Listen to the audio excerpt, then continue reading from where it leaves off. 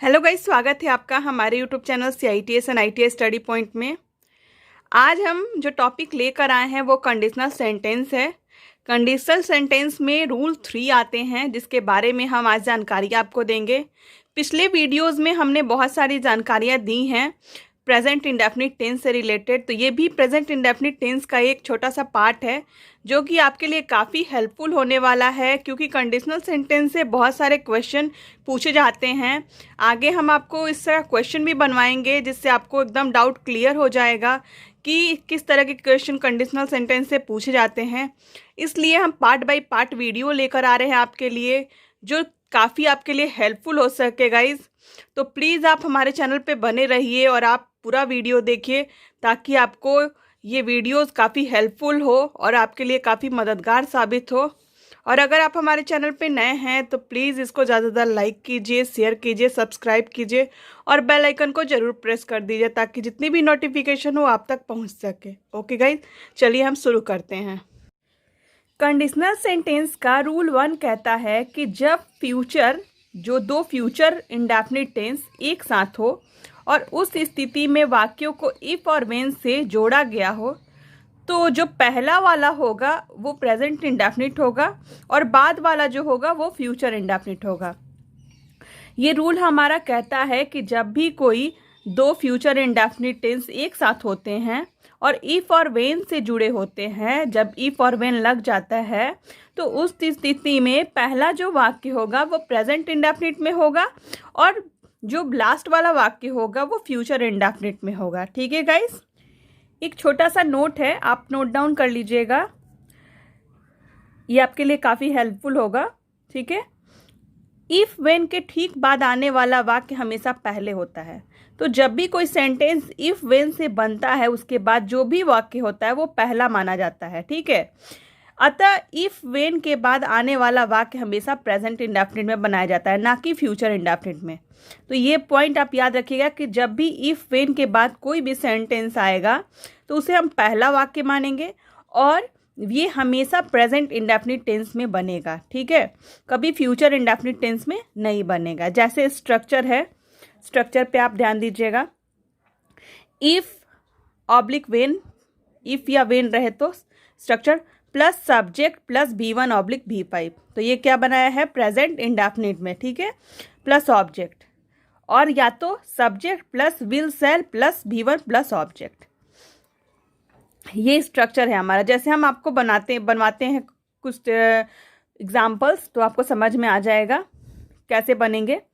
देखिए, अगर तुम पढ़ोगे तो तुम्हें नौकरी मिलेगी, तो देखिए फर्स्ट जो अगर है इफ और व्हेन से स्टार्ट जब होगा तो ये प्रेजेंट इंडेफिनिट में बनेगा और ये फ्यूचर इंडेफिनिट में बनेगा। तो देखिए इफ यू रीड, ये इफ है और यू रीड प्रेजेंट इंडेफिनिट है, फिर कॉमा देकर you will get a job, ये फ्यूचर इंडेफिनिट में हम लोग बनाएंगे, तुम्हें नौकरी मिलेगी, तो you will get a job.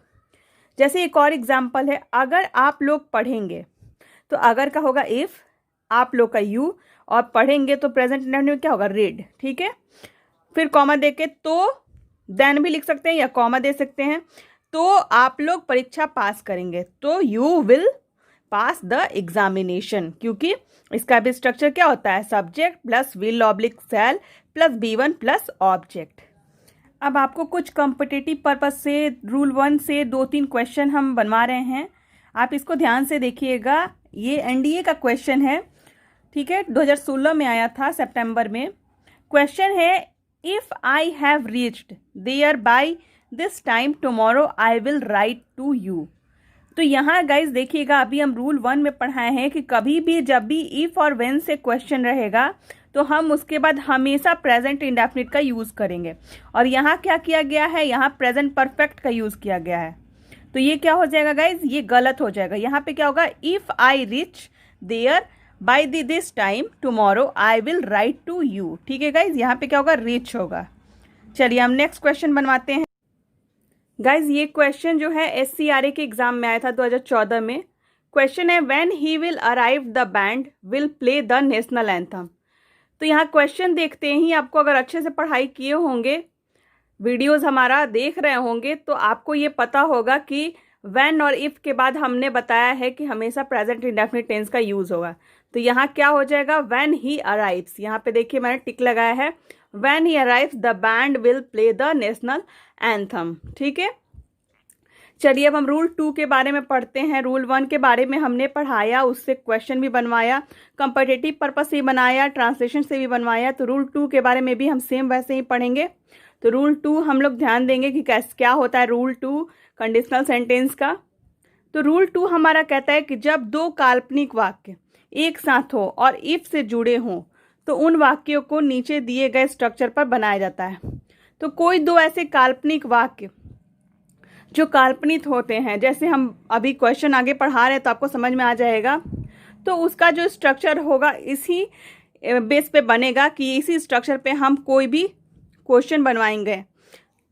तो स्ट्रक्चर इसका नोट डाउन कीजिए। स्ट्रक्चर है if plus subject plus V2 plus object, subject plus would plus V1 plus object. ठीक है, जब दो ऐसे काल्पनिक वाक्य अगर आपको दिखेंगे तो स्ट्रक्चर ये यूज़ करेंगे, if plus subject plus V2 plus object और फिर आगे subject plus would plus V1 plus object.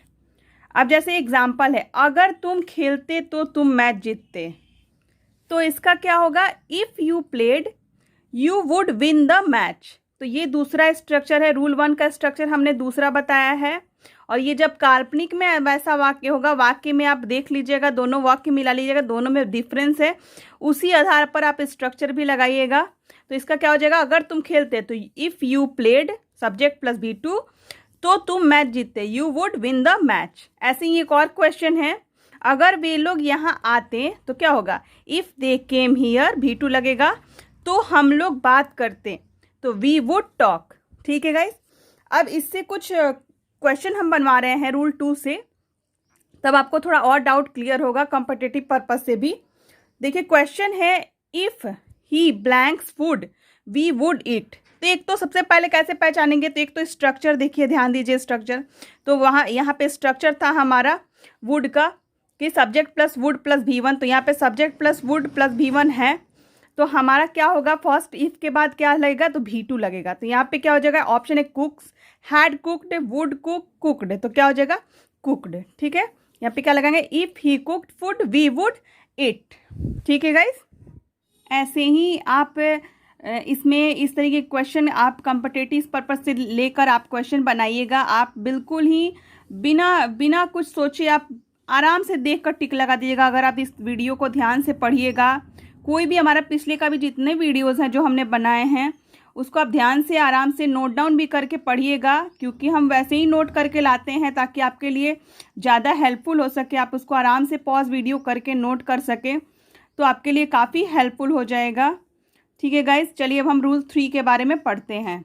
ठीक है, रूल 3 हमारा कहता है कि अगर दो काल्पनिक वाक्य एक साथ होते हैं तथा दोनों वाक्य इफ से जुड़े होते हैं और उन वाक्यों को पढ़ने से ऐसा लगे कि कार्य बहुत पहले हुआ होता है, तो उस स्थिति में ये स्ट्रक्चर लगाया जाता है। जब इफ से जुड़ा हुआ रहता है, रूल 3 हमारा कहता है कि जब कोई वाक्य इफ से जुड़ा हुआ होता है और वो वाक्य बहुत पहले हुआ होता है, तो उस स्थिति में यह स्ट्रक्चर लगाते हैं। जैसे if plus subject plus had plus V3 plus object, subject plus would have could have might have plus V3 plus object. तो ये स्ट्रक्चर जब बहुत पहले काम हुआ होगा तभी आप ये स्ट्रक्चर का यूज़ कीजिएगा। जैसे हम कुछ क्वेश्चन बनवा रहे हैं, इससे आपको डाउट क्लियर होगा। सिंपल क्वेश्चन ही बनवाएंगे और कॉम्पिटिटिव पर्पस से भी क्वेश्चन बनवाएंगे ताकि आपका पूरा डाउट क्लियर हो जाए रूल 3 के बारे में। तो क्वेश्चन ध्यान दीजिएगा, क्वेश्चन है, अगर तुम पढ़े होते तो नौकरी मिल गई होती। तो ये काफ़ी पहले की बात की जा रही है कि अगर तुम पढ़े होते तो तुम्हें नौकरी मिल जाती। तो ये स्ट्रक्चर क्या बोल रहा है हमारा, इफ़ यू हैड रीड। तो यहाँ पे क्या है structure, if subject had plus V3, तो क्या है, you had read, you would have gotten a job. तो ये क्या हो जाएगा, यू सब्जेक्ट है, यू वुड हैव, ठीक है, V3 है, गॉट का गॉटन हो गया, प्लस ऑब्जेक्ट अ जॉब। जैसे एक और क्वेश्चन है, अगर वह लिखा होता तो मैं समझ गया होता। तो क्या हो जाएगा, सेम वैसे ही बनेगा, if he had written, V3 लग जाएगा, had plus V3, I would have understood. तो क्या लगेगा, वुड हैव प्लस V3। तो क्या हो जाएगा, if he had written I would have understood. ठीक है, अब थोड़ा हम कॉम्पिटिटिव पर्पज से क्वेश्चन बनवा रहे हैं ताकि आपको समझ में आए। देखिए, CGL मेंस में ये क्वेश्चन आया था 2011 में। ठीक है, यहाँ पे क्वेश्चन है if I study well I will pass. तो ये ध्यान दीजिएगा, स्ट्रक्चर आप देखिएगा, रूल 1, रूल 2 और रूल 3 का, कि स्ट्रक्चर क्या कह रहा है। स्ट्रक्चर के हिसाब से आप तुरंत अगर याद होगा तो आप एकदम आसानी से आप इसको लगा सकते हैं।